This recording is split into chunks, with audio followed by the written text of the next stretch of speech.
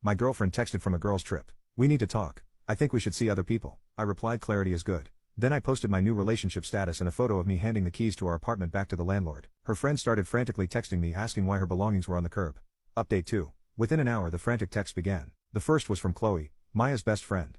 Alex, what is going on? Jessica just saw a post from someone in your old building. Why are all of Maya's things on the curb? I let the message sit there for a moment. The words glowing on my screen. I took a sip of water and started typing my reply. The initial text from Chloe was just the first drop in what quickly became a flood. My phone started vibrating non-stop with messages from her, Jessica, and a few of their other friends who were on the Miami trip. They were all variations on the same theme: shock, confusion and rapidly escalating outrage. Chloe, Alex, answer me. People are taking pictures of her stuff. Are you insane? Jessica, what'd you do? Maya is crying her eyes out here. We had to tell her. You need to fix this now. I decided to respond to Chloe as she seemed the most capable of forming complete sentences. My reply was calm and factual. I wrote, Hi Chloe. On Tuesday, Maya texted me that she wanted to see other people. I respected her decision. Our lease was expiring this weekend, so I vacated the property as required and left her belongings for her to arrange pickup. Her response came back instantly. She didn't mean break up right now. She wanted to talk when she got back. You can't just throw her life onto the street. I replied. Her text was clear. I accepted it. The lease ended. There was nothing more to discuss.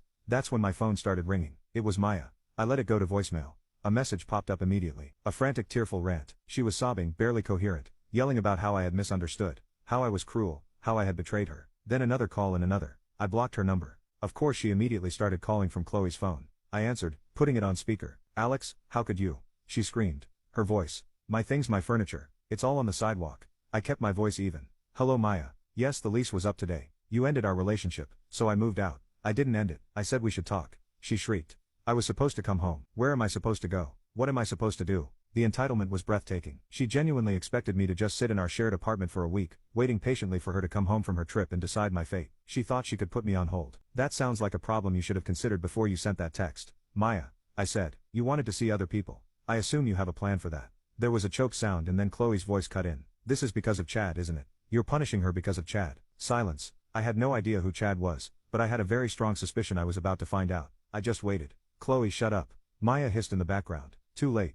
The pieces clicked. There was a guy. Of course there was a guy. Her time to think was a test run with someone new she'd met in Miami. She sent me that text to clear her conscience, to give herself permission to cheat without technically cheating. If things with Chad worked out, she could point to the text and say she ended it. If they didn't, she could come home and say it was all a big misunderstanding and I was her one true love. She wanted to have her cake and eat it too. And I had just thrown the cake, the plate, and the entire table into a wood chipper. I don't know who Chad is, I said into the phone, my voice like ice. But it sounds like you do. Maybe Chad has a place for you and your things to stay. I hung up and blocked Chloe's number too. The story was now clear. She hadn't gone on a girl's trip, she'd gone on an audition. Later that evening I got an email from the landlord. He wrote,